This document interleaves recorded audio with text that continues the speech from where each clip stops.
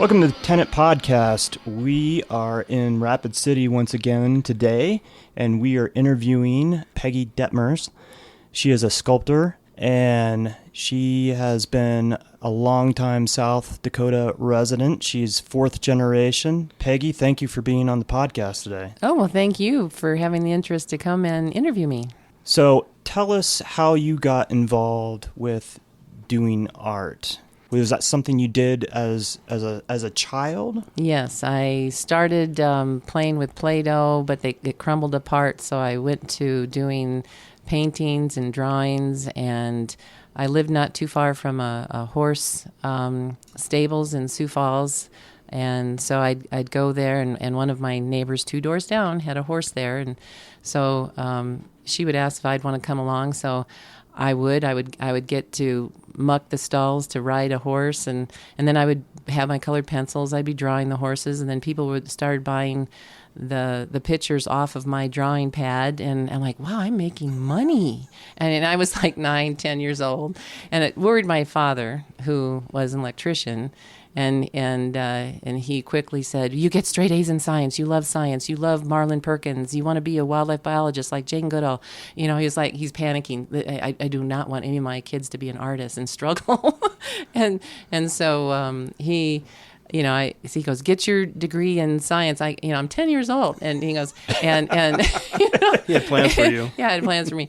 And so then, and do your artwork on the side as a lucrative hobby. And I mean, oh, okay, because I already had my bait business since I was 9 years old. I was quite the little tomboy, collecting frogs and night crawlers and minnows, and had tubs and tubs. And we lived on 41st Street in Sioux Falls, right on the way to Wall Lake. Had my signs up there, bait, and I listed what's all available. And people would stop, and I'd sell all this bait, and we were 2 doors down from Seymour's Corner Store. I go, and I can wash your car while you're getting more supplies at Seymour's Corner Store. And I was raking in the money, and so my dad goes, well, she's got so much business acumen, and all, she can't. Oh, this artist thing, we don't, that would just destroy her.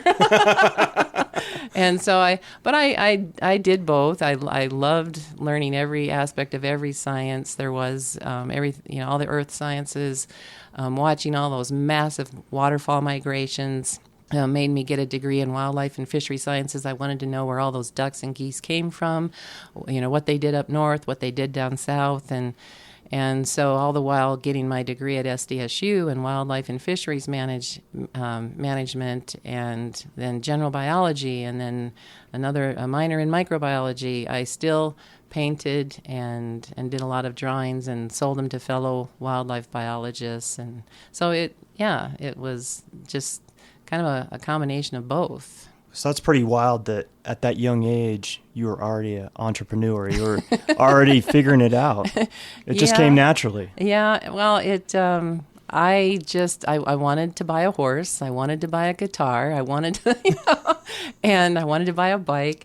And so, I mean, I just felt and I loved to collect frogs and minnows and study them and turtles, and like the tank of turtles we have behind me here. There's just something about the natural world I always wanted to explore. And in catching all those animals and realizing, boy, I could sell them too. Why not? So you're doing these drawings of these animals that you love. Mm-hmm. How does that progress, or how does that evolve into you doing sculpture? Well, I was juried into a show out in the high desert of California, and it was for my drawings and paintings. And the gallery that was hosting the show wanted us artists to demonstrate during the showing. And so I was going to do, it's really easy to do black and white, so I was going to do a technical lead.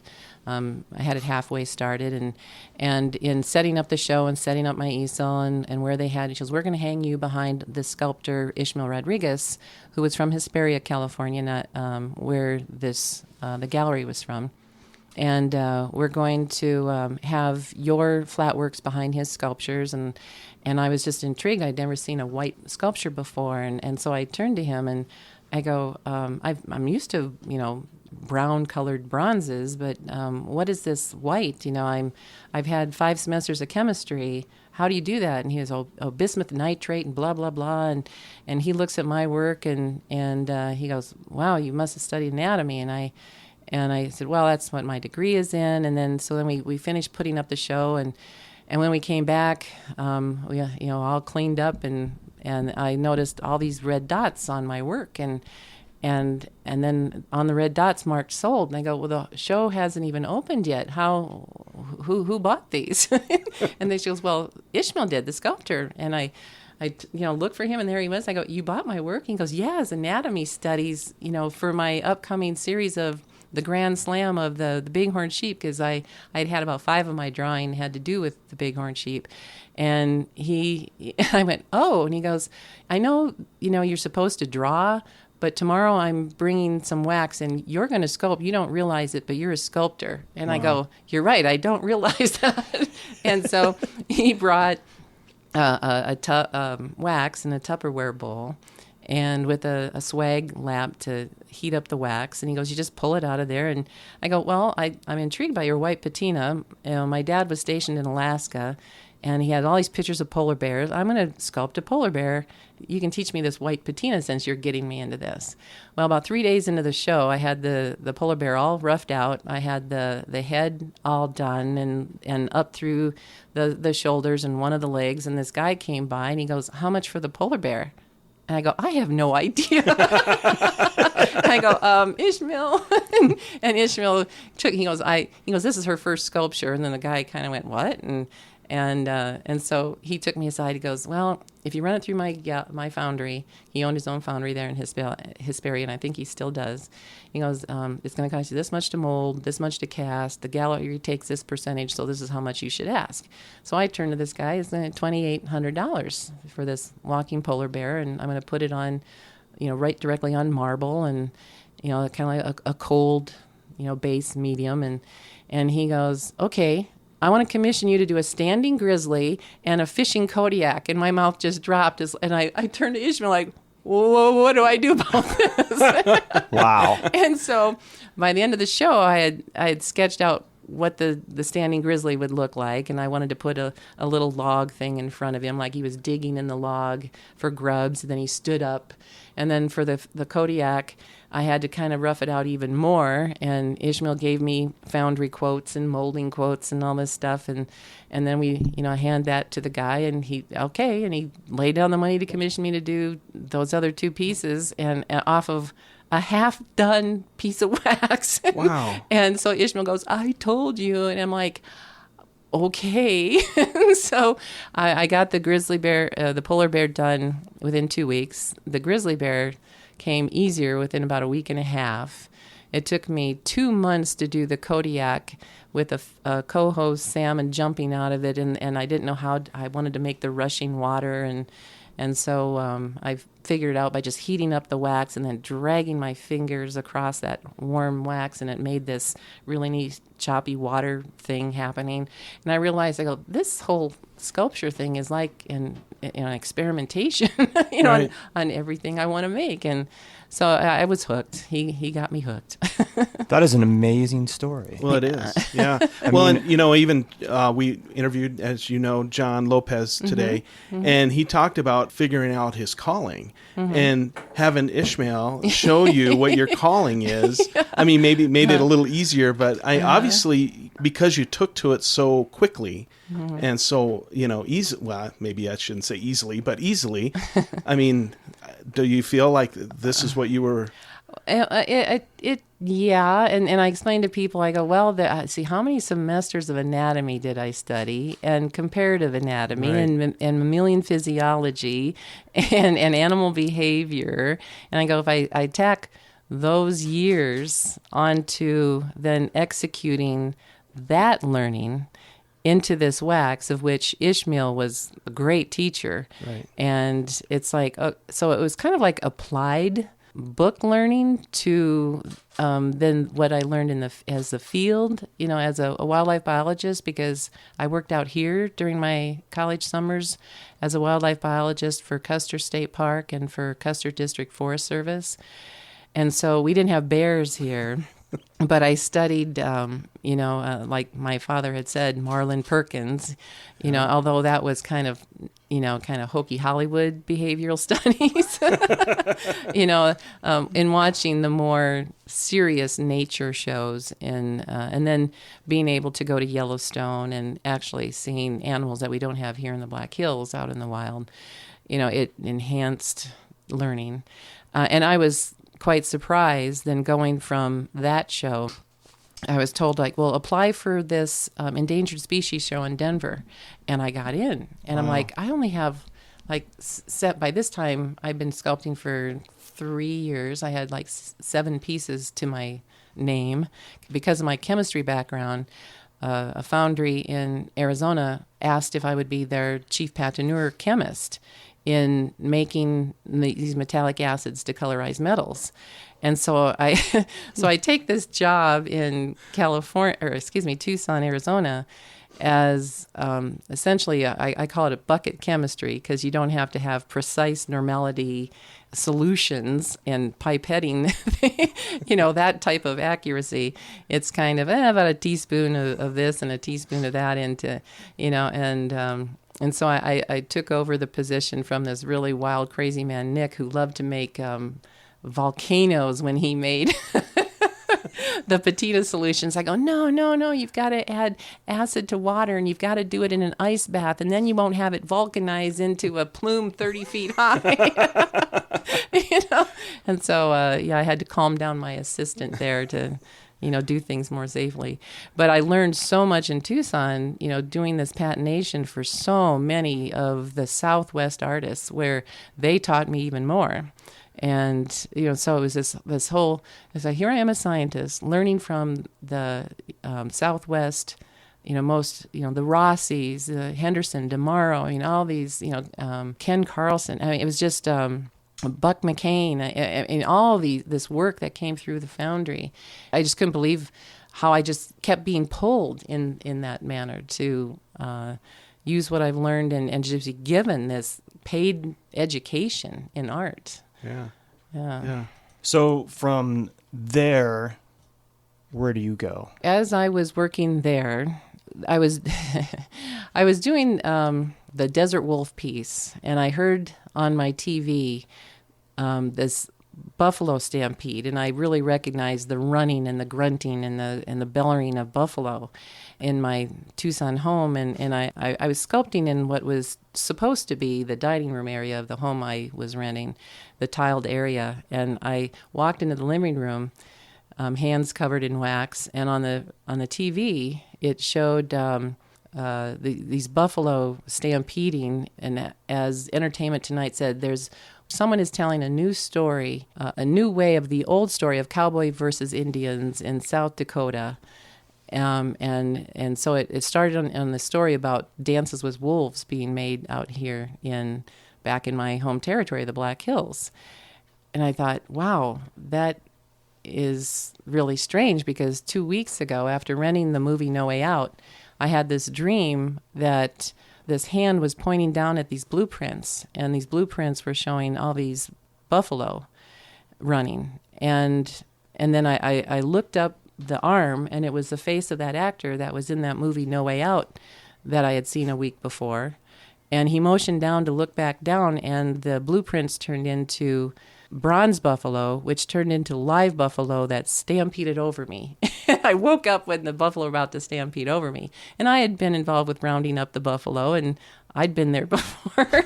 I was in a pickup, not in front of the beast, though. And so, I just kind of well, that was a weird dream. And so then 2 or 3 weeks later comes this announcement on Entertainment Tonight. And I got chills. And I'm like, well, that's weird. And so then I go, okay, I'm going to investigate this. I call up my buds at Custer State Park, and I said, is that actor building a resort in South Dakota, the one that's making that Cowboys versus Indian movie there, as Entertainment Tonight had said? He goes, well, yeah. And I thought, well, that would be where bronze buffalo would go, at a resort. And I go, I think I'm being told to come back to South Dakota. And he goes, well, that's really weird, because I had heard that you were an artist now. And Phil Lampert, who once an artist in the Game Lodge, had asked me for your number. I go, you've got to be kidding me. Wow. And so I talked to Phil Lampert, and he goes, yeah, come on down here and see if you would, want to have this studio off the main lobby of the Game Lodge as a studio from May through October.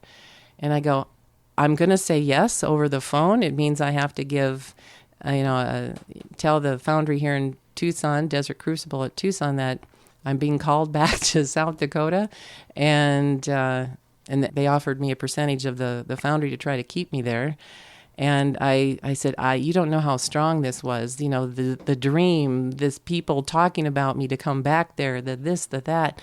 And so I just did the leap of faith and moved back here, found this little cabin, and I was resident artist there for 2 years, got a lot of corporate clients through there.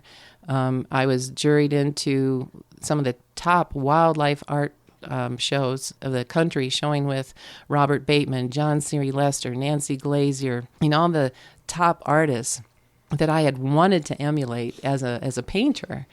And here I'm showing with them as a sculptor, but I'm still taking painting lesson tips from them during the show, And if you qualify for the show, you got to submit a slide to have Robert Bateman, the #1 wildlife artist of the world, to look at your slide. He'd put it up on a slide projector. He had a transparency there, and he would colorize your painting if he felt it needed some enhancement. And it was amazing to watch him do this, to painting after painting after, slide after slide. And so when he got to my little painting of these raccoons that I had painted, he goes, another artist that's afraid of yellow. And he took a yellow magic marker and onto that transparency, which then was layered over the slide. The warmth of my direct light in that painting just popped. And he goes, this artist, and he didn't know who he was critiquing. He goes, and this artist has the correct blue shadowing. You'd never want, black in black, and there's never supposed to be a black and a white. Whites are always blue or white. Blue or yellow. And shadows are never black. They're usually brown or blue. And so, all this stuff that we learn time and time again. So I'm there, found myself there after only sculpting for 3 years, and leaving South Dakota to go show in Tacoma at the Pacific Rim Wildlife Art Show with the top wildlife artists of the world. And it was just one thing after another. It's like, it was just like a snowball. Yeah. So it was, I was amazed myself. Then you get this introduction. Is that how that? So then from the 2 years at the Game Lodge, I was offered a gallery and resident artistship year-round in a downtown studio between the Alex Johnson Hotel and Prairie's Edge. And I go, wow, I get a whole gallery year-round as resident artist and for a percentage of my sales. And I go, well, I'll give it a try. And so I did, and this gentleman walked in, and he introduced himself. And he says, I'm with this architectural firm. You had sent, and that's another thing I had done. I'm proactive, kind of like starting the bait business at 9. I sent a portfolio of everything of the buffalo pieces. I go, I got to sculpt all these buffalo pieces, and I'll throw in a couple of wolf pieces because that's what this movie's thing is about. And I sent that up to the Midnight Star. Well, Mr. Kevin Costner had seen it, and he was working with this TSP architecture and engineering firm. And he sent a gentleman over to say, well, he walks in and he goes, well, I have quite a surprise for you. And I go, what's that? And he goes, I'm supposed to bring you up to a meeting in Deadwood. And I go, and I kind of knew based on the dream and based on, the portfolio I'd set up there. He goes, Mr. Kevin Costner wants to meet with you. And I go, well, it's about time. and he was like so surprised that I wasn't surprised. I said, hey, I'm proactive. I said, I had this weird dream. I sent my portfolio. I was wondering when it was going to happen, and here you are. And his name was Patrick Cudmore, who was one of the designers, and he goes, well, how much time would it take for you to do a sketch of these dancing, twirling wolves in this fountain that I want at the precognitive of this? I go, no, it's not going to be that. And he goes, what? I go, it's going to be running buffalo. Here, I'll show you. Oh my God, that is. And awesome. I had drawn out this thing, and he goes, no, it's got to be dancing wolves. I go, no, it's not what it's going to be because of this dream. Well, Patrick was quite a remarkable designer, and he believed in dreams. Apparently, he had quite a few himself that led him to certain projects. And I go, really? This isn't an oddball thing? And he goes, no. And he goes, well, okay. And he goes, well, I want you to bring up another portfolio. Have you done some other pieces he may not have seen? I go, yeah. And he goes, well, let me see them. And I showed him. He goes, well, put the wolves up front. And he goes, and then you can put your bison pieces afterwards. I go, okay, you're orchestrating this meeting. I'll do it. You say. And he goes, well, if he wants the wolf fountain, will you do it? I go, yeah, sure. And so he brings me up there, and there's a line of, there's a railroad contractor, there's all these designers, and now it's my and Patrick's turn. And he brings me up there, and Kevin introduces, hi, and he goes, oh, what's this? I have your portfolio. Oh, I've done a few more pieces in a year since I've sent that portfolio in. And so he looks at, he opens it up, and there's this one wolf sculpture, flip, another wolf sculpture, flip, another wolf sculpture, flip, and then boom, there's this piece, territorial dispute, of a bull bison tossing his head and bellowing, and this prairie dog's coming out and trying to nip at the bison's heel to keep the bison from rolling near his mound, and it had taken this time, this is in 92. No, it hadn't taken the award yet, but he stops at that piece and he goes, this is what I want. I look at Patrick, and Patrick goes, yeah, okay. and then he didn't even look at the other bison pieces. He goes, I want a jump and this kind of thing. And I go, you mean something similar to like this? And he goes, yeah.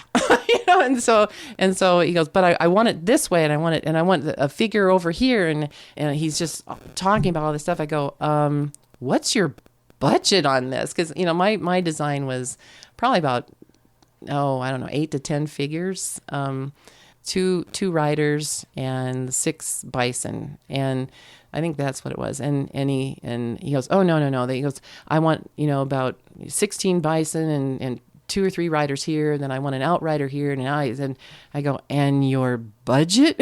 Because I'm having worked in the foundry, I'm just thinking cha-ching, cha-ching, cha-ching. Yeah. And then, but then he told me his budget. I go, you can't have it. He goes, excuse me? And, because I worked in film here in South Dakota as production assistant and assistant in props, and had some experience where directors and producers aren't used to somebody saying, you can't do this. They usually like, I'll make it happen, sir. I'll make it happen, sir. And I just, I'm like I said, I'm a pragmatist where I just like, this is reality. I'm a scientist. You mean there's foundry costs, Right. And so then he goes, well, we'll work on it later. And so that was the end of, he had to meet with the next designer in line. And so, he goes, well, just work up what it would be for, what I said. So I was taking notes. So he said, well, okay, 14 bison, I think we settled on 3 riders here and this outrider and several buffalo there. And so, I put that bid together. I'm like, oh, he's not going to like it. He wanted it at $1 million, and $1 million is not even covering the foundry costs of what he wants, And so, yeah, a lot had to be decided on that. and I knew in taking on something like this, I go, well, this will eliminate me being able to get pieces done for the galleries. Mm-hmm. This will eliminate me being able to, to be in these shows that I've been juried into. You have to create 3 to 5 new pieces a year. It would eliminate me out of these the shows that I had been juried into. I would no longer be able to show with John Siri Lester, with Robert Bateman, with Nancy Glazier, with Ellen Hunt, and all these biggies. And I'm like, oh my God, this could make me or destroy me. Mm-hmm. And so I have to really protect myself on this. And this is where the part of the story where I want to warn other artists is like, you could take on a project that is such a leviathan, an albatross hanging around your neck, that you really have to protect yourself. And I thought I was going into this project. And a lot of people know that I did not come out too well, even with an agreement. And I basically, I couldn't get back into the national shows because basically somebody has to die before they give up their spot, practically. And so then I called around once I handed in all that work, and the resort wasn't going to go through, as what the contract had read was, I will give you, I told him I would do it at here's the foundry costs, which are $1.1 million. I will do it for $2.2 million. You're getting it at wholesale. He goes, I've got a lot of people that want this. What if you do it for just $250,000 above foundry costs? But then I'll market this, and I'll give you a gallery there, and we'll do this and we'll do that. And I go, well, let me take this to my lawyers. And when the marketing package that I was promised would have come out to be several million. And I said, but the resort has to be built. Let's write in there, if the resort isn't built, I get my restitution, because he's going to keep this thing. He could sell it down the road for $6 million, the way bronzes accelerate in value. And I go, I want to at least get the retail value of this piece if the resort doesn't get built. Because obviously I won't get the marketing. There won't be a gallery there, blah, blah, blah. And so that was a clause in the contract. I gave him 10 years, which I thought was extreme. I mean, it took me 7 years to make 14 bison, 3 mounted warriors. It would have taken me only about 4.5 years based on the production schedule that we were fulfilling.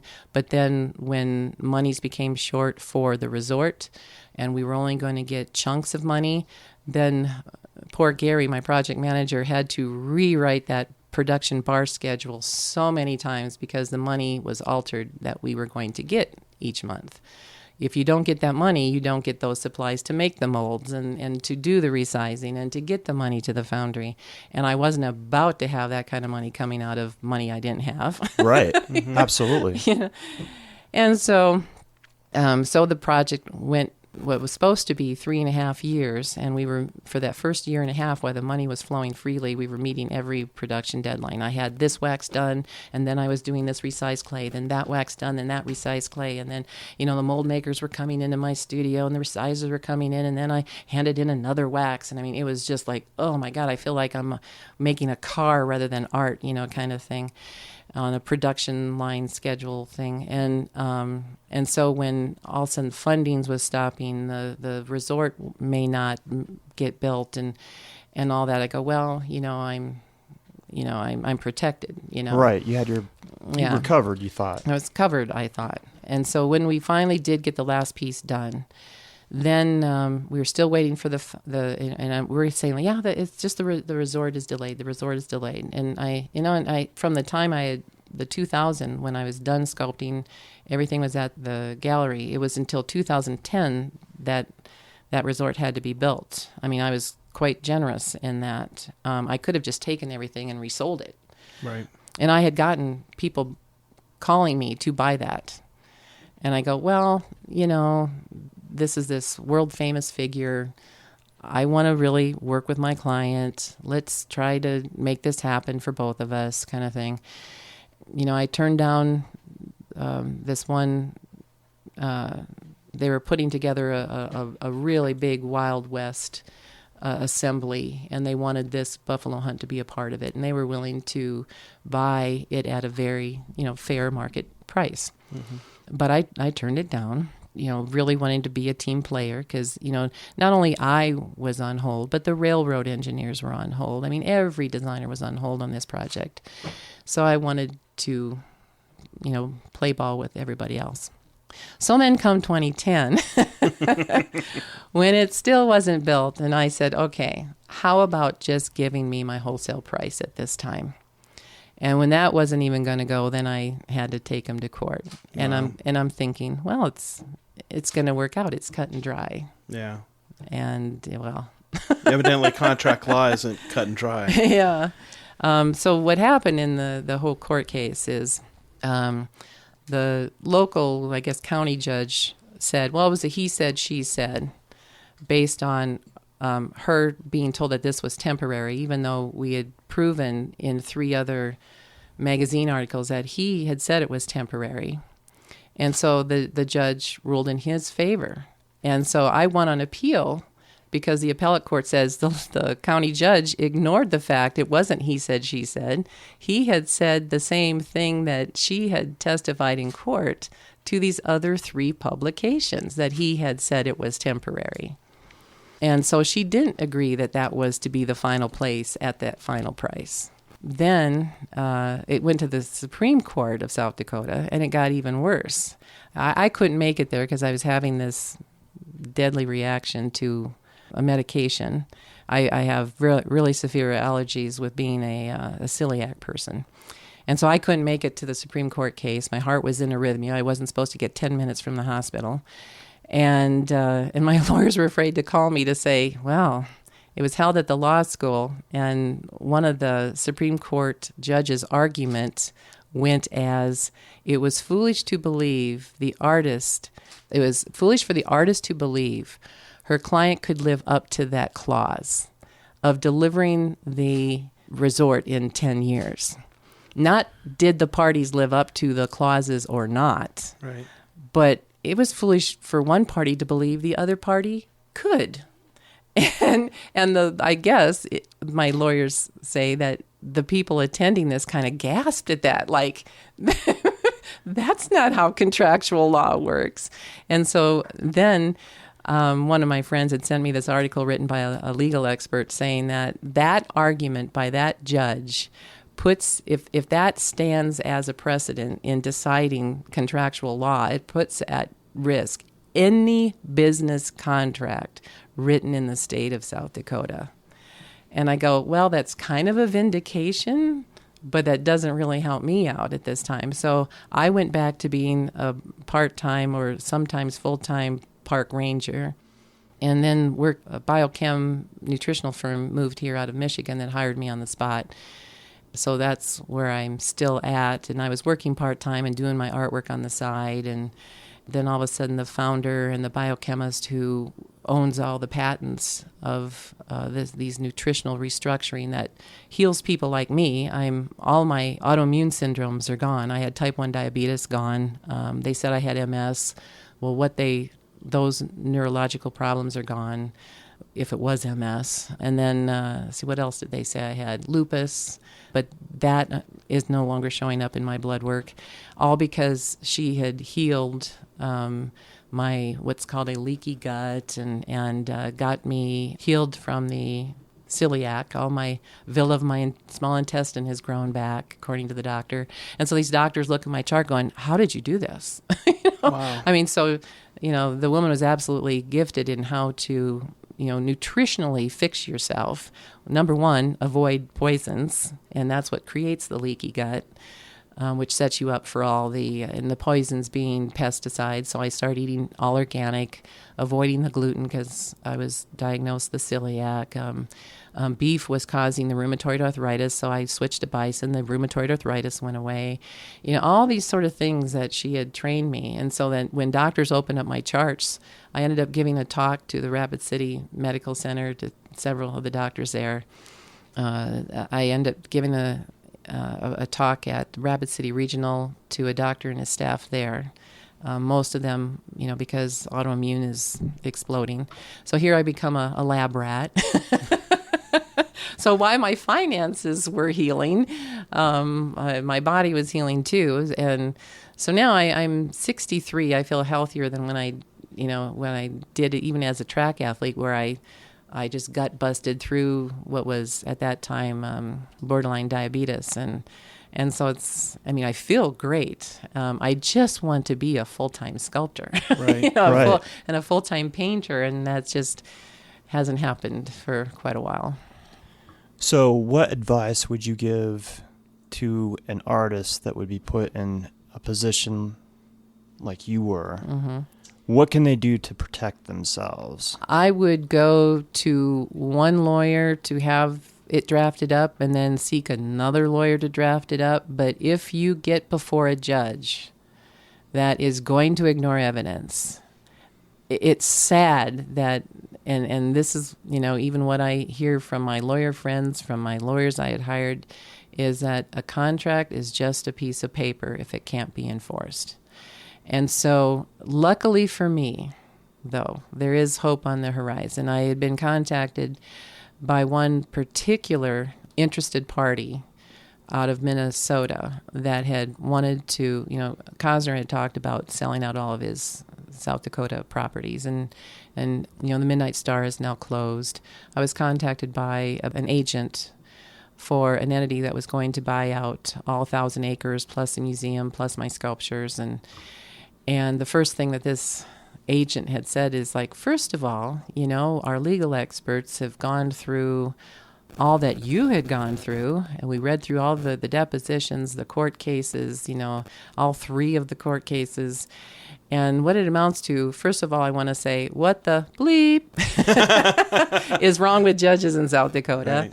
And that was the real heartbreaking thing. I mean, I've had Hollywood clients a lot of them. And so I kind of knew, what to deal with Hollywood clients. But to have judges, the highest lawmakers in the land, do what they did, that was the real heartbreaking thing.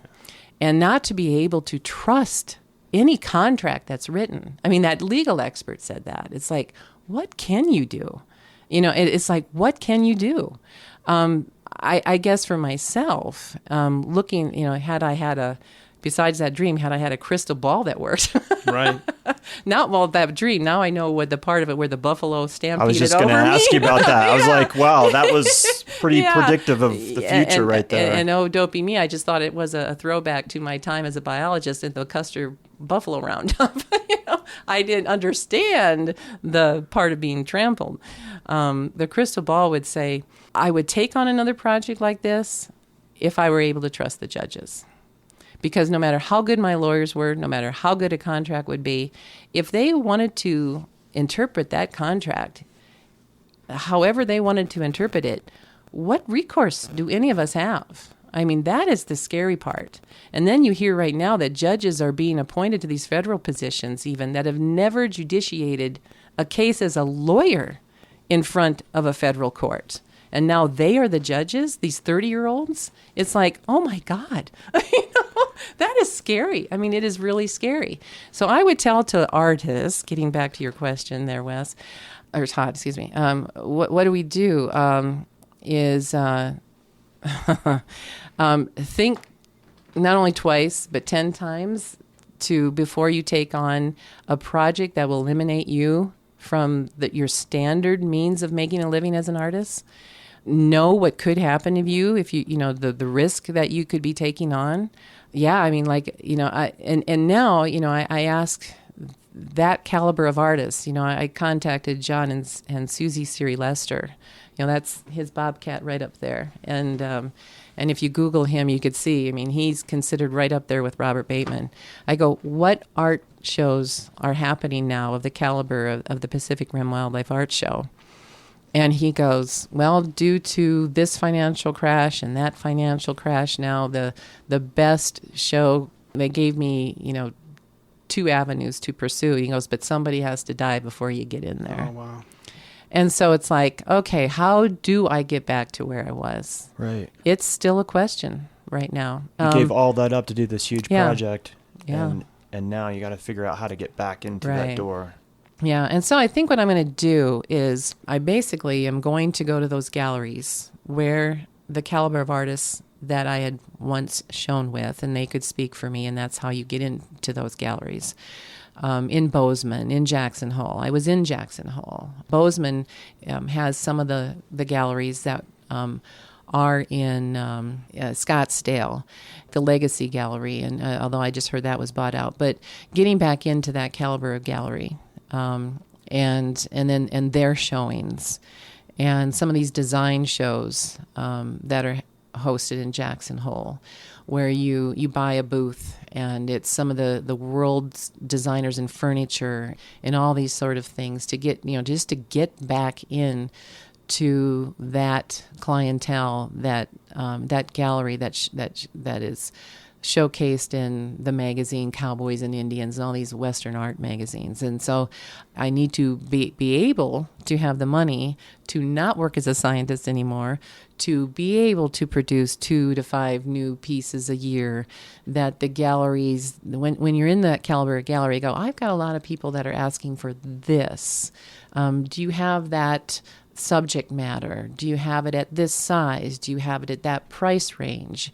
And so even though you're not taking on a specific commission where the client really dictates it, the gallery's telling you to put in this concept of work in a price range, and you have to be able to produce to keep that gallery interested in your work. Well, at this time, until I can buy my time to do that. And that's what a lot of people don't realize. And I'm going to get off on this other tangent about how do you help artists have the money to have the time to create the work, to be in the galleries, to be in the shows. And this is what I learned from Robert Bateman at that same show that we had taken this seminar from him. He told us this story. He had always donated an 8x10 into this one specific charity. And it always gone for $40,000, $42,000 for an 8x10 of a little chipmunk, a little bird. And then one year, it was a small financial crash here in the United States and Canada, and Robert Bateman's from Canada. And it brought $38,000 is all for a little 8x10. And this art critic writer gives this write-up. The collectability of Robert Bateman's work is falling. Wow. And all of a sudden, collectors and galleries all of a sudden became alarmed, and Robert had to clean up that mess. And he goes, I learned one thing.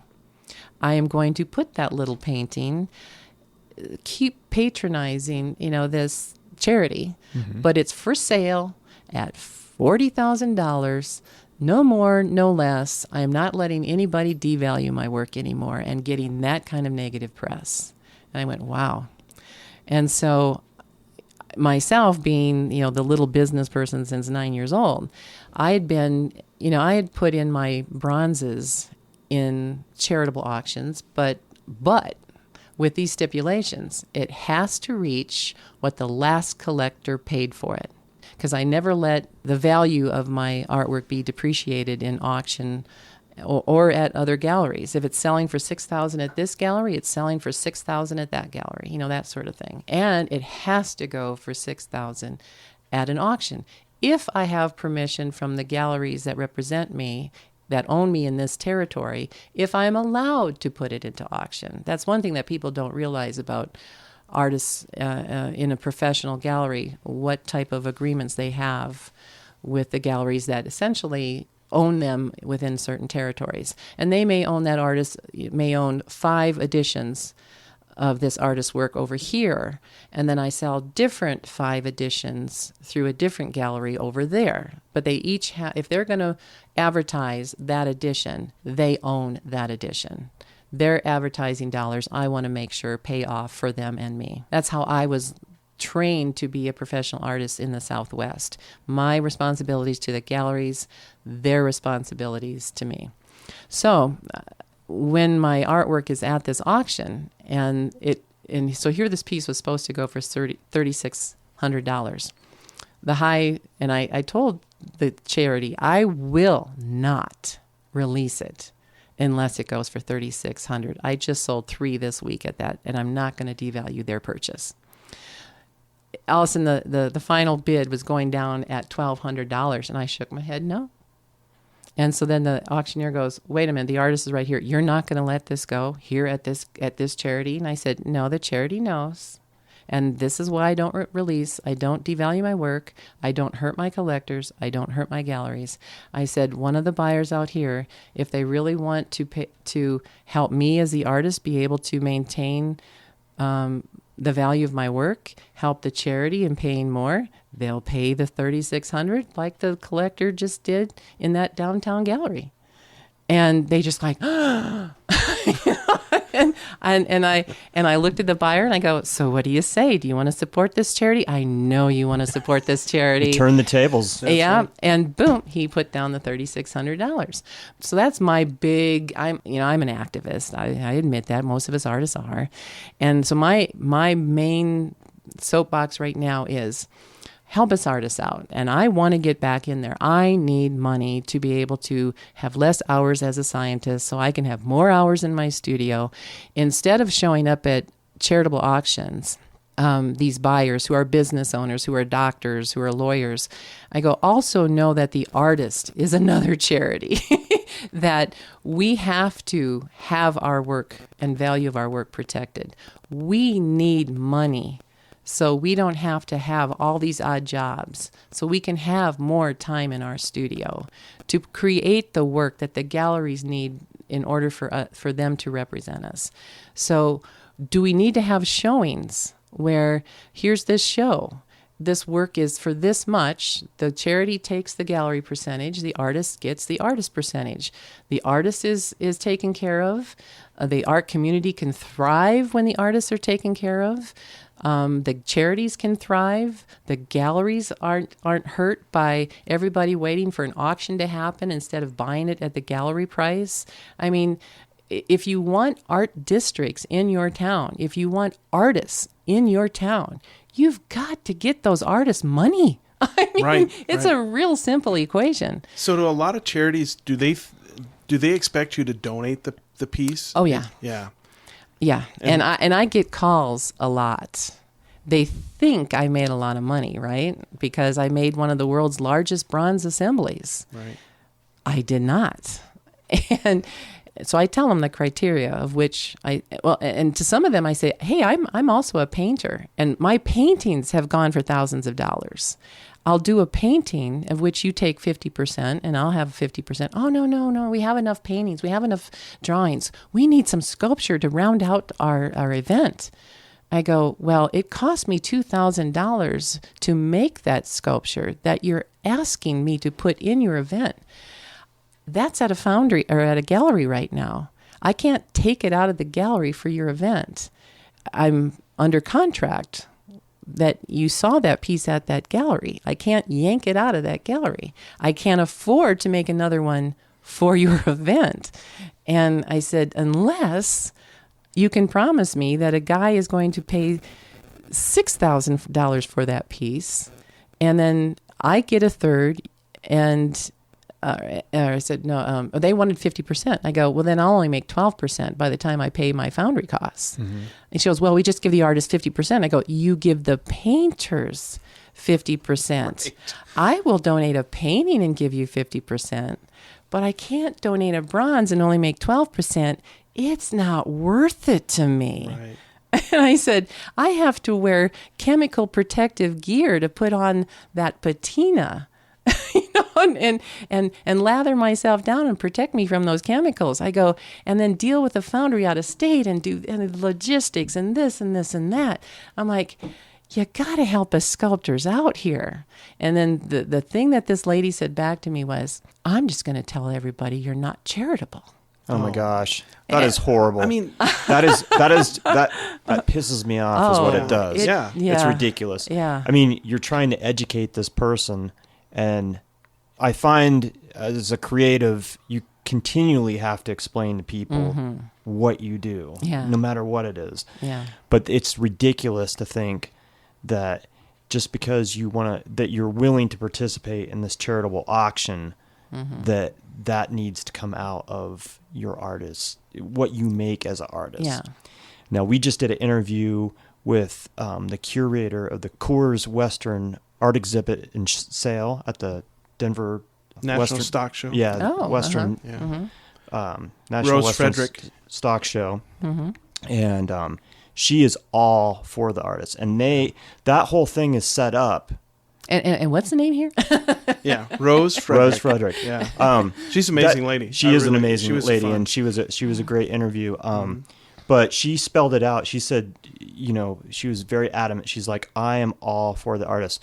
This show goes to benefit the Coors scholarship. So they provide scholarships to kids in rural towns that might not have the means to go to college. Wow.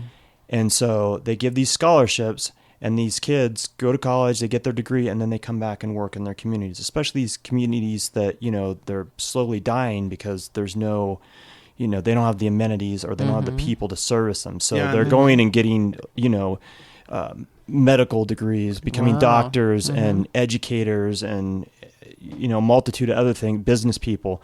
And so that's what that scholarship goes for.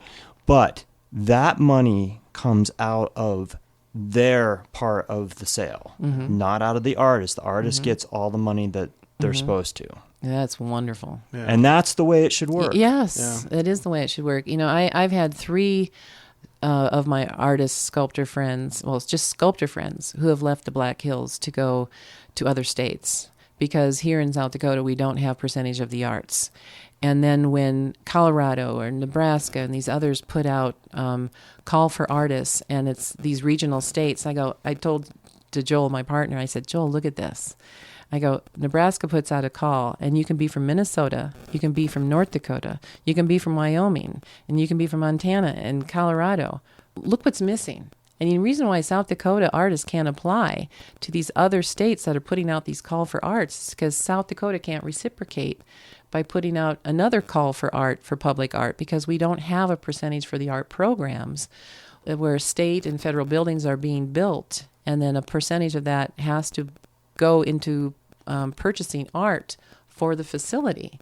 And so we can't reciprocate. So my sculptor friends left, and 2 moved down to Loveland, and 1 moved out to Utah, where they have percentage for the arts.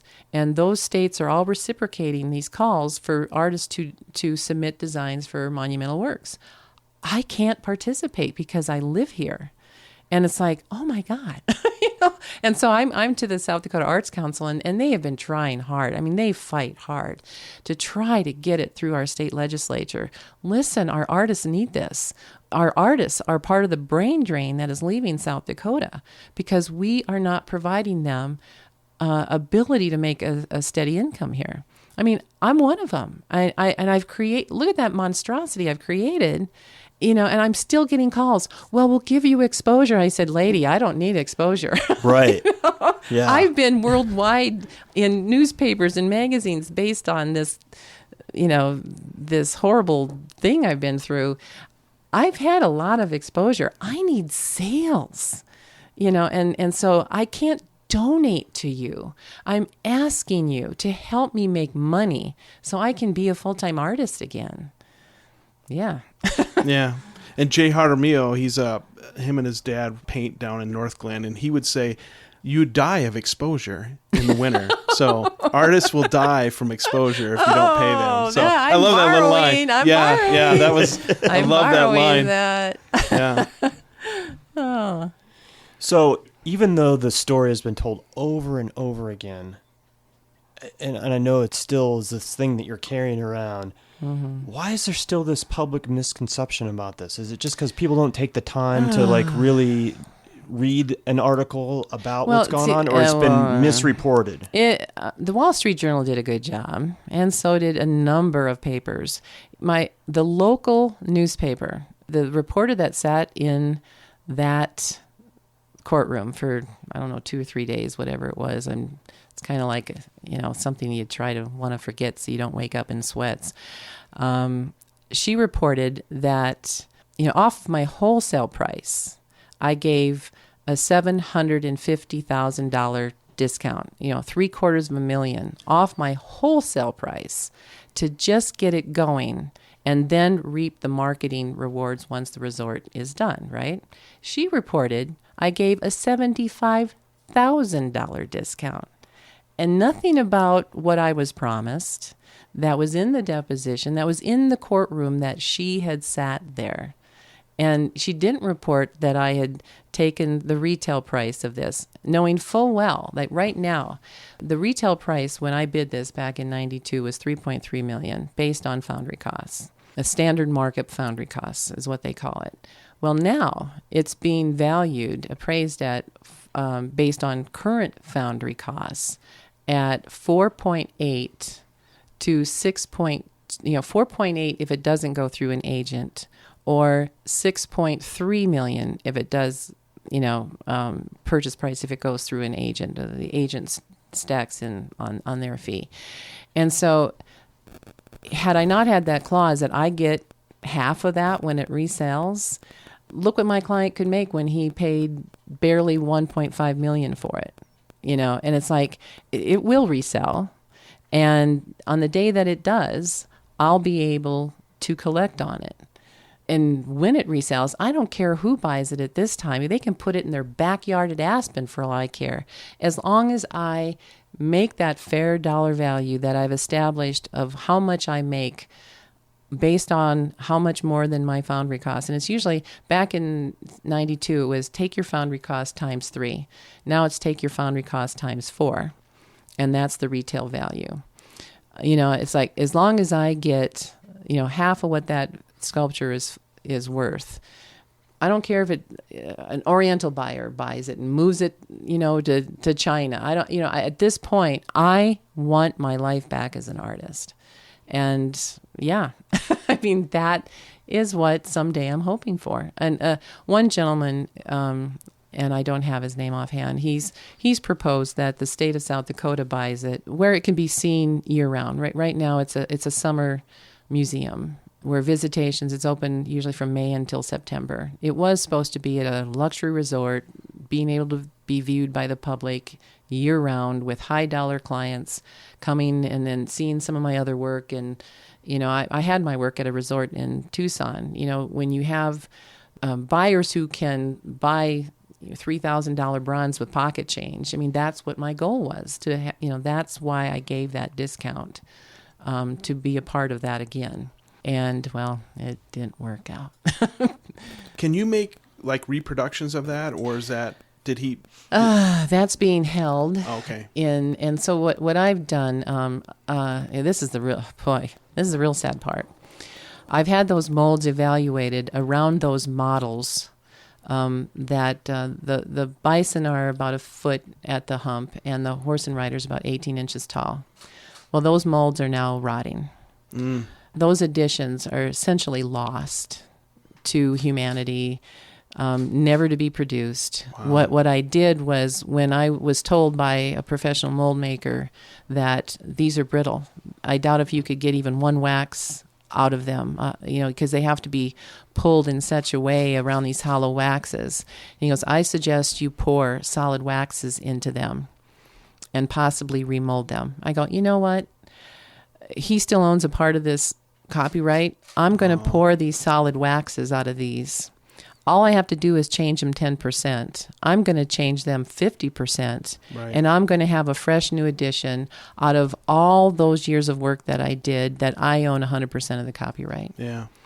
And that's what I'm doing. In order for me to be able to sleep at night where I don't have all that lost, that is how I'm able to look at life.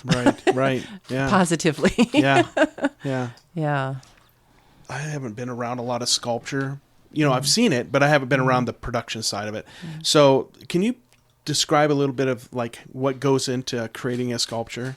Sure. And I think it'll help some people that listen to this go, oh my God, there's a lot of work in this. Oh, yes. And that's why they go for what they do. And we don't just give them to a charity. Yeah. So. When people have attended how are sculptures made at Mount Rushmore, a lot of they do at Mount Rushmore is show how Gutzon Borglum and his all of his crew made the stone sculpture. But throughout Mount Rushmore are a number of bronzes made by the family of Borglums, not only Gutzon Borglum, but Lincoln Borglum, his son, and Jim Borglum, the grandson. And so I describe how those bronzes were made as a resident bronze artist. And so what usually happens is an artist creates an original, and most of us in the field create it out of wax or clay. Well, then that clay is molded, that maquette, that model is molded using, usually now we use a silicone rubber, which usually lasts longer, and then back it by a plastic or a plaster to hold the shape of the mold.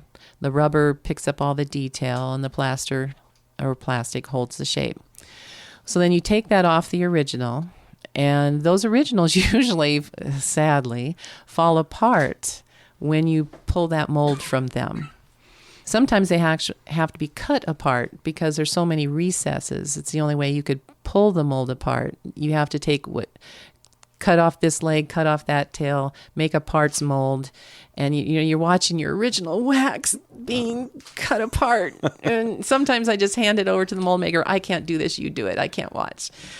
And so they destroy your original sculpture in order to make the mold, essentially. And so then with that mold, they pour in a cast wax. It's a bit harder resin wax, and it's poured hollow, because when you pour wax into the mold, it will start to cool on the lining of that room temperature mold, and then you pour out the interior wax, and so now you have a hollow duplicate of your original sculpture. But you've also made these parts over here, so those parts have to be attached to this hollow duplicate of your original. Now you're ready to have what's called gating and spruing done. You attach wax feeder lines to this hollow wax, and so you're marring up the surface of your sculpture with these wax rods and wax vents that are attached to this wax cup, because this whole system is going to be then dipped into this porcelain clay slurry and then dusted with sand multiple times. And then once you have that, it shelled, then you stick it in an oven and melt that wax out. Heat up that shell to get all that organic wax out of there. And now you pull that heated shell out of that melt-out furnace, oven, I should call it, and then you pull that molten metal out of the smelter furnace. Pour the molten metal into that sand shell mold. Let it cool, of course, because you're pouring at about 2,000 degrees for bronze, 4,500 degrees for stainless steel. Each metal, has a different melting temperature to be at the right viscosity. There comes my scientist out again. and so then you wait for it to cool, and you take pneumatic hammers and chisels and sandblasting to remove all that shell. But now you have this girdered metal system, and then you have to take acetylene torches to cut off all these feeder lines, have to re-detail the surface of those bronzes where those feeder lines were, and then sandblast it, and now you're ready for patina. And that's where I would come back in. I like to do my own patinas, because that is essentially colorizing and another artistic interpretation of your work. And to me, that's the artist's, that's the artist's decision. That's the last part of their creative process. So you mix up a variety of different, do you want a standard bronze patina, which is a combination of iron and sulfur, or do you want a white patina, which, you can use titanium, you can use bismuth. Copper will give you greens to blues, depending upon if you use it in water or ammonia, and so, you can have a real fun-colored bronze, like the leathers that a Lakota rider are wearing look like leather. And so it's all, that's that last artistic interpretation. So after you've got the color that you think you want, and you have to put water over this, because the chemicals never show true until you pour water over it, and because that will show what it looks like waxed. So you're kind of doing it this way, but do I have enough chemical on here? Let me see with the water. Well, now I've cooled down the bronze. Now I have to heat up the bronze more. I mean, it's and so then when you finally think you've got the colors right, and you wax it or incralac it, and then you let it cool. And that's all it takes. Wow. And so when I'm asked to give these away, I'm like, I just can't do that. Yeah. Number one, I'm not financially there to be able to. Maybe if I was a millionaire and I could, give them away like they're candy, but, very few of us can, and I'm definitely not one that could. So let's say a small table one, how many bronzes can you get out? Well, back when I was showing with the big guys and gals, it was people really wanted, the fine art community was saying, bronzes have to be 25 or less in their edition to be considered fine art. Then I was surprised to hear that a lot of the really big name galleries want editions of 100, so that if they're going to buy a full page ad in these expensive magazines, they have a good number of pieces to sell. I have never had my editions of appreciable price at that large of edition because, I've always had the collectors wanting, if they're going to put out thousands of dollars, they're going to want to buy something rare. And so the bigger the piece is, for me, the smaller the edition I have made it, because they have to, like my life-size lying down Timberwolf that I have up in my studio room up in the barn, I will have to sell that at $60,000. Well, so I've put the edition size at 7, so that, and I can do on 7 different wolves out of that edition. I can make one a black silver tip wolf, a black gold tip wolf. I can make another one a gray light phase wolf, or I can make it a white light phase wolf. I could give it the colors of the Mackenzie River Valley wolf that has a lot of browns and blacks and all this in it. So in studying the different color phases of the wolf, each of those 7 can still, just based on the patina, be a one of a kind. Wow. And and that's how I was raised, how to sell artwork, but maybe I have to be re-educated into what they're doing at Jackson Hole and Bozeman and Scottsdale. So it's not just a matter of me getting back to able to educate myself, but then also and execute the work. So there's a lot that goes into being an artist that a lot of people would, after my presentation at Mount Rushmore, especially when I was talking to 500 people at one time, and then I'd open it up for a question and answer. They go, we had no idea, that's what it takes.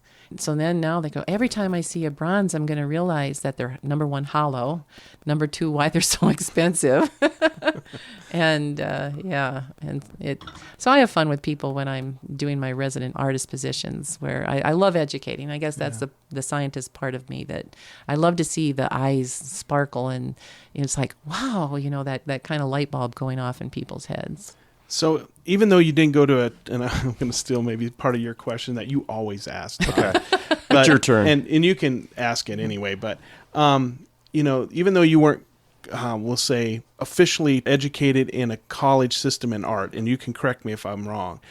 That is correct. Okay. We talked to Georgia, and she talked about the classical education, with everything from philosophy to art. And, and we're seeing in schools where art is being pulled out of, K through 12 schools. Mm-hmm. When you're just talking about, doing the bronzes and the chemical reactions and all that, I think, man, if you could teach art, you're reinforcing chemistry and you're reinforcing biology, and, kinesiology, right? Yeah, all those things. So how, if you could approach modern education, K through 12 or higher ed, when it comes to just your average kid, how would you approach that? I'm amazed you asked that, because here's another funny story. In my high school years, my senior year, we got an art teacher in. Wonderful art teacher. He and I locked heads cordially in that I wanted to do nothing but animals. And he goes, I'm going to give you a B if you don't turn in a human figure. And so I stubbornly, as being only the only girl raised with nothing but brothers and boy cousins, no one tells me what to do, so I took a big, a green construction paper, a big fat red crayon, and I drew a stick person. and I put and I had, and a part of his thing, because he was a modern artist, was you come up with this flowery dissertation, and I always teased him. I go, so you want us to be creative writers, not really artists. And, I think I got a little red tips on his ears when I said that.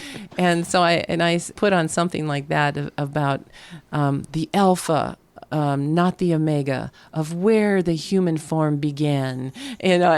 Some real flowery dissertation about this. Crayon drawing, stick figure of a human figure. Hey, I turned into a human figure, but I still got a B. Well, right? So that was the end of my high school artistic career. We got along great, and he taught us. We made our own kiln. We did our own pottery. We did oil painting. I mean, he was a wonderful instructor.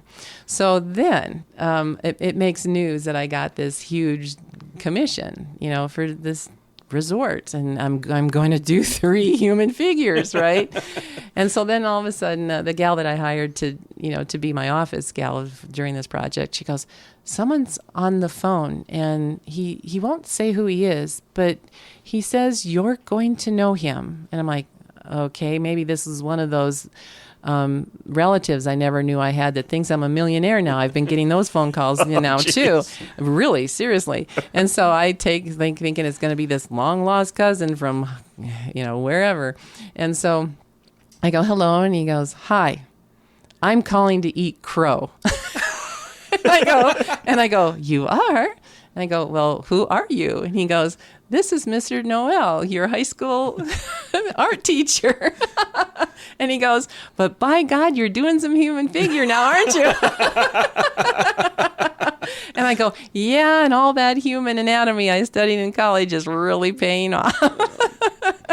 But so then he had me come to Canton High School. I went through we traveled around a lot. My dad was with Northern States Power Company, so we lived in Lenox and Pipestone and Sioux Falls, and then Bridgewater, putting in new line out in Bridgewater, and then high school he died in Bridgewater, and then Mom moved us back to Canton where she and Dad had grown up, and so I went from sophomore, junior, and senior year in Canton.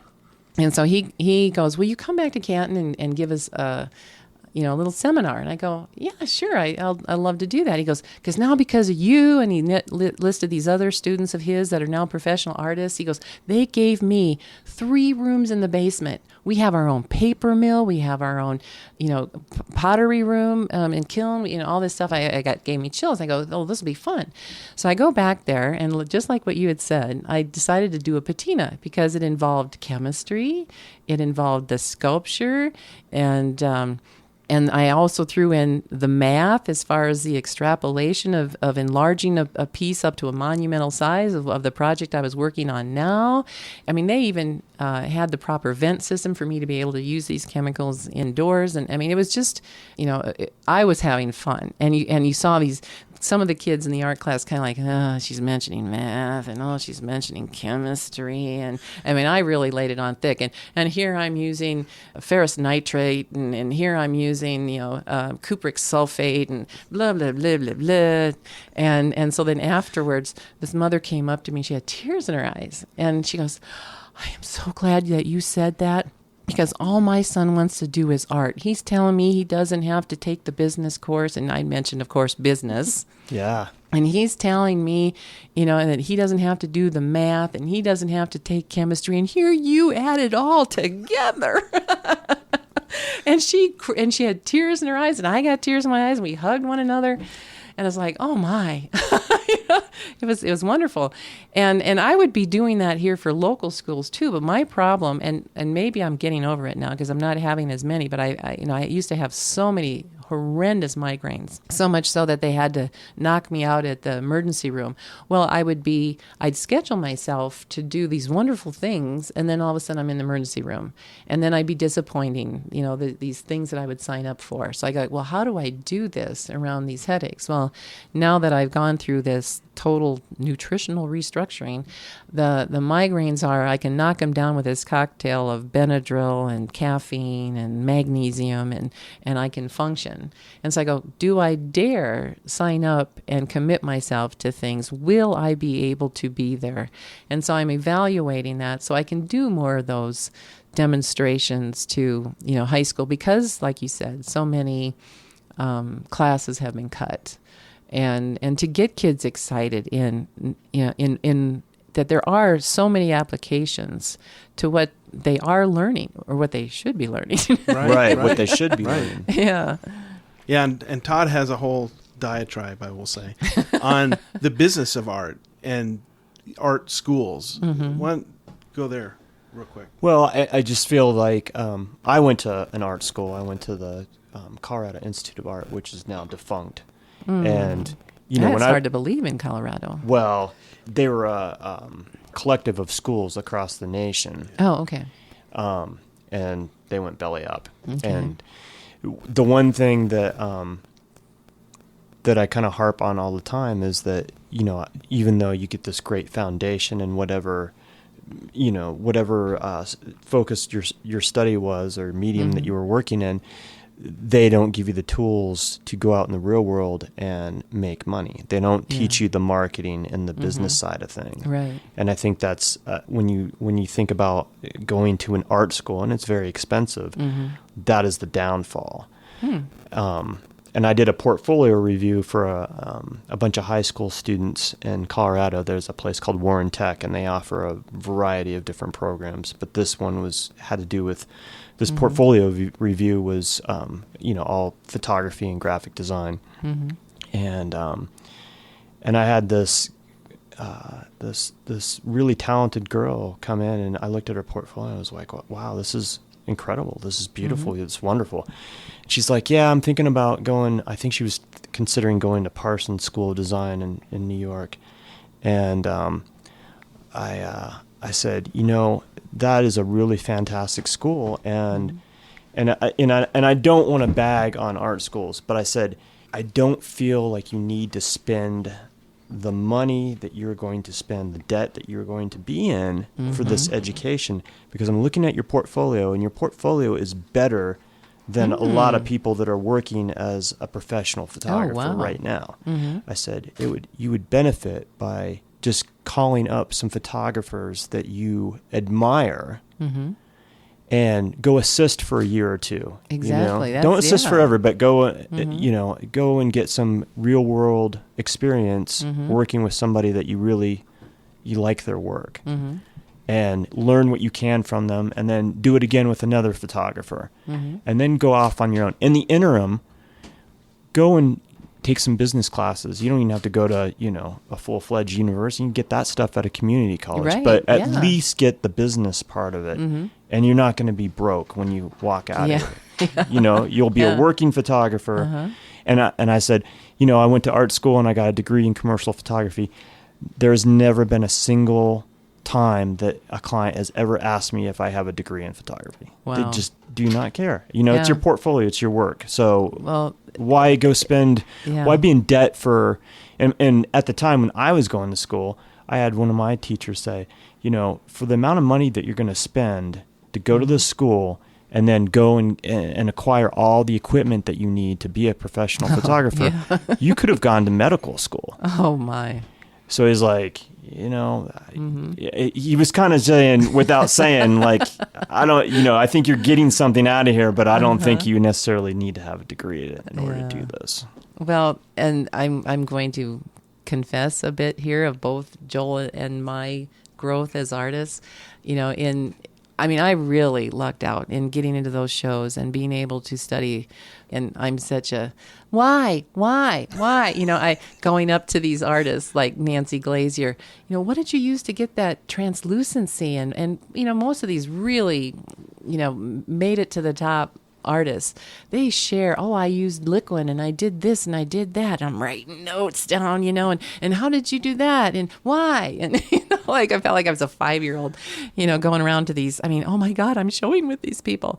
And then, then to find that YouTube came out. Oh my God, YouTube, where you can watch Robert Bateman paint and describe why he designed this painting in this way. And the same with John Siri Lester and Joel. He gets on and he sees the top landscape photographer of the world giving weekly or bi-weekly seminars on and why he designed and why this piece he chose to enter into this competition. And it's like, oh my God, YouTube is like I mean, I couldn't have spent that kind of money, studying from the best artists.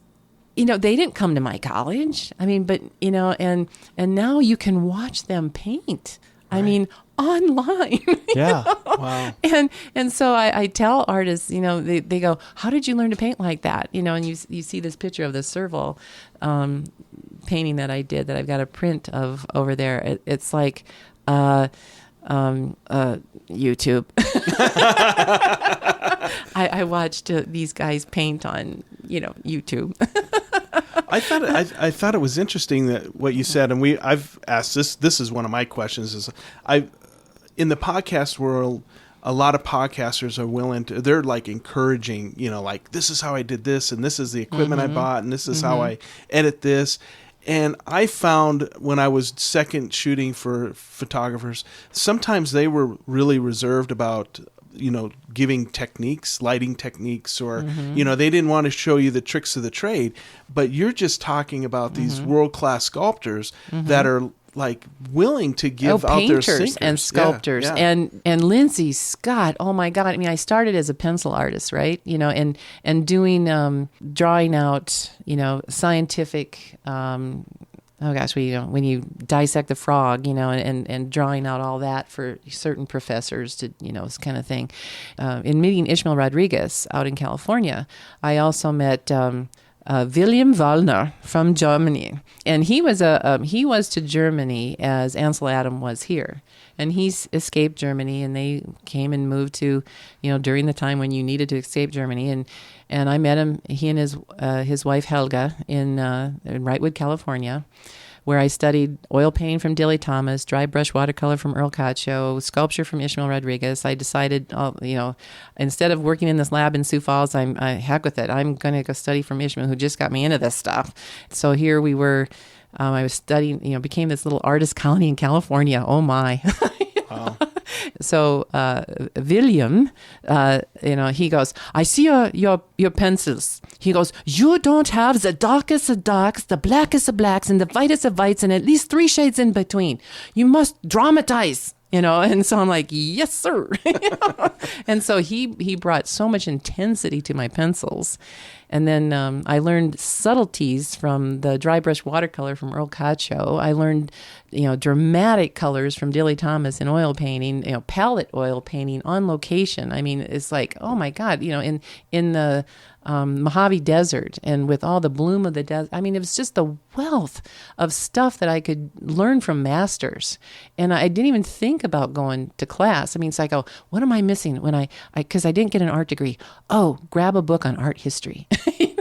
And so I absorbed that, the masters and how they painted and, this sort of thing. What else would you learn in art school that I'm not learning? Right. So I'd ask them, what did you learn in art school? And the one thing that I contribute to them, when I became a member of the Four Seasons Artist Co-op in downtown Main Street, Wrightwood, California, is you donate 3 days a month, I think it was all that they needed. And, because I studied business management through park management, part of the wildlife management thing, and all this accounting and business acumen, then it's like, oh, yeah? When you're part of a lot of artists, you do books? You do closeouts and store openings? And I found this cabin a block and a half away from the gallery.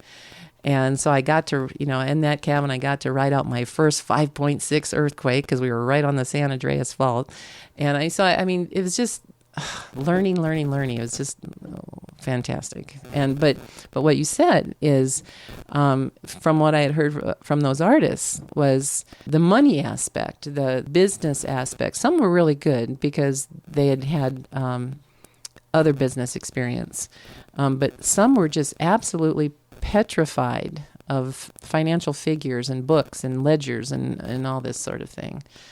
And so it was there we just shared so much of each other's strengths. It was wonderful being a part of that co-op. So as we switch gears into this talk about more of the business side of things, what do you currently do, or what do you do to market yourself these days?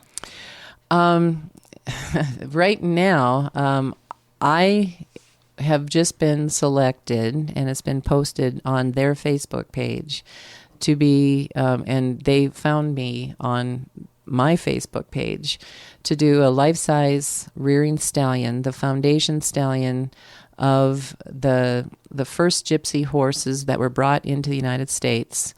They also had imported together 16 horses, 2 stallions, first the initial one, and then and 12 mares. So around this rearing stallion, Kushti Bak, there will be 4 benches, and on the backs of the benches will be a relief of 4 unique horses on each of the backs of the benches to commemorate all 16 of those initial gypsy horses brought to the United States and then recognized for the first time as a unique breed in all of the world. And as Dennis Thompson that has brought these horses over, and with his wife who sadly died of an aneurysm, he's feeling that he's turned his farm into a foundation.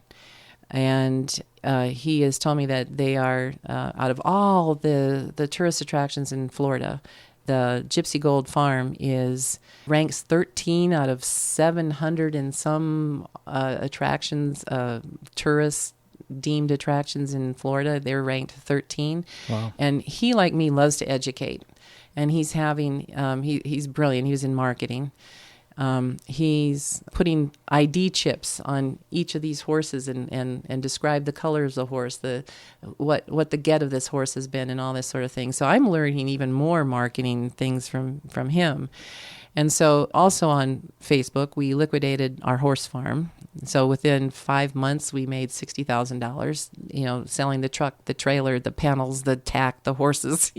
I mean, it's like, my God, this place is, So right now, sadly, and I have to admit that just relying on that isn't enough. I really do want to find an aggressive sales agent who can get me into these galleries, who wants to get me into these shows in areas where the galleries won't own me in that territory. Just a person that'll help me be my roadie. And so I'm looking for that agent. I once had one. I had to let go because I was sandwiched by that big project. Mm-hmm. So yeah, I tell artists, get an aggressive agent. Some of these, like Dawn Wiedemeyer, who had sadly lost, I believe to cancer. Her husband really was her best agent, pushing her bronzes and monumental pieces far and wide, and I still believe he still does. But you have to have that person who can fill out all those applications, to like, oh, this person's looking for this and this person's looking for that. Can you fill out all this paperwork and design and all this to try to put in a bid for this monumental sculpture for this facility? And right now, working as a scientist and just finishing up the sculpture projects, that I just want to work on and getting back into painting, I look at that paperwork now and I'm like, oh, that's too daunting. Yeah. I mean, it seriously is. I just want to create. Who can do all this paperwork for me? Sure. So you utilize Facebook. Do you utilize any other social media platforms? I've put myself on Twitter, but haven't done anything with it. I got myself an Instagram account. I haven't done anything with it. I guess right now it's 5 days of work. And then I come home and I peruse through Facebook. I answer people's questions. I sell a little bit of this here and there. And then, then because the wildlife biologist in me comes out on the weekend, I go, Joel, we got to get out into the parks, and we're lucky here in the Black Hills. We've had Wind Cave National Park, Custer State Park, Badlands National Park, the Black Hills Forest. I mean, it's not hard. I mean, we live 80 feet from the Black Hills National Forest in this log cabin. I mean, we see, we've had cougar and bobcat and elk, and, we can see out our doors and windows. But I still need to get where I can't see civilization, and that is a part of me that's always been a part of me. And so I need that day once a week to be out there. And so I go, well, there goes that studio time. And so that's what I'm always thinking is studio time, but to stay sane, I need that outdoor day. And then I have to clean. And so it's like, okay, right now I average about 4 hours where I can actually execute artwork, where I can really concentrate. Like right now I'm working on an upper human torso. It's a bow rider, a Lakota bow rider, the hunting buffalo. Part of that, I'm trying to recapture what I lost edition.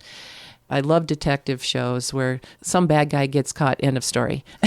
We don't see enough of that nowadays. And so I need that fulfillment too. And so while I'm listening to a bad guy actually gets caught and punished, I'm sculpting this torso but I have to study that muscle group to be able to get back into that torso. And, that's my life right now. Gotcha. You do have gallery representation, though, right? A gallery in Hill City, South Dakota, called the John Crane Gallery, started by the artist John Crane, one of the most well-renowned artists, regional, and he sells galleries nationwide. So Joel and I have the privilege of showing and selling through there. I've got a number of commissions through there. They sell some of my works, around $20,000 on down to smaller pieces, average $3,000 pieces. I'm now, this is just it. I want to get into these top-notch galleries and they usually want 3 to 5 pieces. Well, take 3 to 5 times 2,000 if they want just a standard tabletop piece. If they want my wolf, that's $20,000 of my foundry cost. If they want my bobcat, that's $9,000 I have to come up with to give them castings. It's like, for me to get back into those galleries, I'll need about $30,000 just to get back into one gallery. And so it's like, how do I do this? And maybe I should just try to get known as a painter. Canvases don't cost that much. Yeah. Now, do you have a group of collectors? Yeah. And but since the crash of 07, 08, whichever they want to claim that crash came, that has greatly been curtailed. Mm-hmm. So, yeah, I'm looking for patrons. I'm looking for an agent. Do you correspond with your collectors often? No, I don't. Many of them have died, sadly, and their estates have asked me if I would buy those pieces back, and I would in a heartbeat if I had the money to do so. Mm-hmm. And so what I do is I try to help them sell the pieces from the estate to collectors who have called me and said, hey, I want that piece of yours that's closed out. And so then I put those sales together. It's been, and I have to admit, part of this has been my struggle to get back. And the more that I was disappointed, the more time I needed in the wild and that healing sort of thing. Mm-hmm. And so it's like, okay, I'm recuperating as a scientist. I'm working in the biology field, the biochemistry field, and I have my time out in the wild. Now I have to figure out, where do I get the money to be able to quit that job or, and be that artist again. And that is the struggle. I am still there.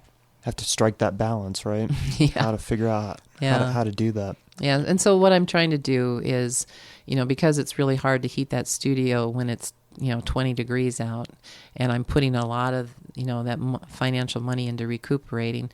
It's another thing with America. I had a trip back in April.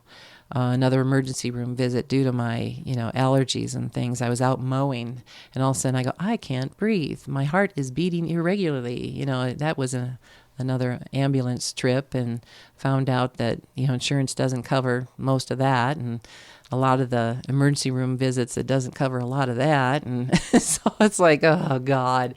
And so, if that part-time job became a full-time job to pay for these healthcare bills. And it's like, boy, if I was living in Germany with my cousins, I could have more time to create artwork. Well, you wouldn't have the medical expense. That's for sure. Yeah, that's what I mean. Yeah, it's like every time you have an expense, it means you have to work outside the studio if you're not bringing in money in the studio. As this foundation is raising money for this rearing stallion piece, once that money is there, that commission will allow me to be full-time. Because this little cabin has no mortgage on it, anymore, and our cars are paid for, our living expenses once those health bills are paid off, I can use that money from that commission to stay a full-time artist for a while. And, then what will that full-time, time in that studio, how much work can I get out? And I'll be able to at least supply one gallery of hopefully my choosing with an inventory, and be able to keep supplying that gallery with that inventory, because you have to be a full-time artist to be able to do that. And yeah. When you're working on a really large piece, I heard John talk about, he assisted you resizing. Mm-hmm. Is that really what it sounds like? You'd go from a smaller model and build it bigger? Or Back when John was assisting in resizing, he was doing the same process, much like Leonardo da Vinci was doing. You have this apparatus that reads your model, and it's an upright with a sliding, parallel to the ground sliding bar. And you've made a grid underneath your model, and then a grid on your model. And then on that grid, you have numbers on the y-axis and letters on the x-axis. And so I think this apparatus is called the pantograph or something, and you read up and then in on your model. Then you go to this big styrofoam block that you've glued together, and there's 1-inch squares under my model, and 7 and 1/4 inch squares underneath the big styrofoam block that was all glued together. And so on this A, you go to that A, and so it was this measurement on the model times 7.25, because we're going from transcribing this 1/6 life-size model to 125% life-size monument. And so each of those measurements had to be multiplied by a factor of 7.25. So he measured up, then in. Measured up, then into that styrofoam, put a wide head nail. Drilled into that styrofoam. And so he and John had to do that. I don't know how many hundreds of times. Up, then nail, up, in, nail, up, in, nail, up, in, nail. And on and on and on. Then they heated up a piano wire and shaved down to all those nail heads. Then all of a sudden there was that model in styrofoam. Wow. But I made, you cut that styrofoam to be 1/2 inch below what those measurements, you put that nail in 1/2 inch, because you put 1/2 inch of clay over that. So that clay surface equals the surface on your model. Okay. And some people who don't understand the process goes, well, then they sculpted that for you. I go, no, you should do that painstaking up in mark. It's measure, drill, put a nail. Measured, there's nothing artistic about it. Right. And before they would even layer the clay, I wanted to be there to see what mistakes I made in my model. It would be magnified into this big styrofoam. I go, oh boy, do I need to cut that tendon better, and thin out that cannon bone and do all this. Okay, now this heat seal the styrofoam. Now this layer on the clay. Then it came to my studio, and I had to retexture the surface of that clay to approximate the texture that was in my wax model. And then the mold makers would come and turn that large figure. The cows were about 95 plates that were about 2 foot by 2 foot square. The bulls were about 120 plates. The horse and riders were each 160 plates that averaged 2 foot by 2 foot square. And so to mold and cast all those plates, it took 2,200 plates of bronze to be cast and welded together to make that assembly. Wow. Man, that's incredible. That is amazing. And now my resizers, they don't use the old pantograph method. Gary Duchateau of Duchateau Sculpture, who does resizing, he moved out of South Dakota and took his operation to Loveland. They use computer projection, essentially. And, and so he does laser measuring and laser cutting and a lot easier than up, in, nail, up, in, nail. Yeah, we've come a long way, baby. Wow, that's amazing. We'll wrap this up here, but if people want to find you, the best way is Facebook? Right now, Facebook, Detmers Studios Wildlife Art. And then my boss at the Biochem place, Vitaroyal, He's a graphic artist and creates websites. He goes, I got to make you a website. I go, I will take you up on that. And so I had one, but it just became old and useless. And so I need a new one. So if people want to contact you, obviously there's the Facebook, but is there email or some way that they can contact you if they want to commission you for a piece? Or Yeah, they normally contact me through Facebook Messenger, and my email is quite easy. It's Peggy Detmers at gmail.com, my name, and at Gmail. And most people just find me, and I get raw calls like, "Hi, I'm so-and-so calling from so-and-so, and we want a monument, and we've seen your work at Deadwood, and we want this, kind of thing." But it has to go through committee and that kind of thing. Yeah, thank you for asking that. Absolutely. And all this information I will have embedded with the episode, as we always do, because we always promote whatever artist we talk to. So look for all that information with the episode description. And Peggy, thank you so much for taking the time out of your evening and thank away you so from much. Joel and your weekend time together and sitting down and talking with us. We really thank you appreciate for it. being interested in my work. I really, really appreciate it. Thank you, it's guys. an absolute pleasure to meet you. Oh, thank you. I was very fortunate to be able to see it one summer when I worked for Les Voorhees and was out there selling his wares and got to see your work, and it's breathtaking. Oh, thank you. And impressive. Thanks. Yeah. Thank you. So thank you so much for sacrificing some of your time tonight. Thanks. So, yeah. It's been fun. So for Tenet Podcast, I'm Wes Brown. And I'm Todd Pearson.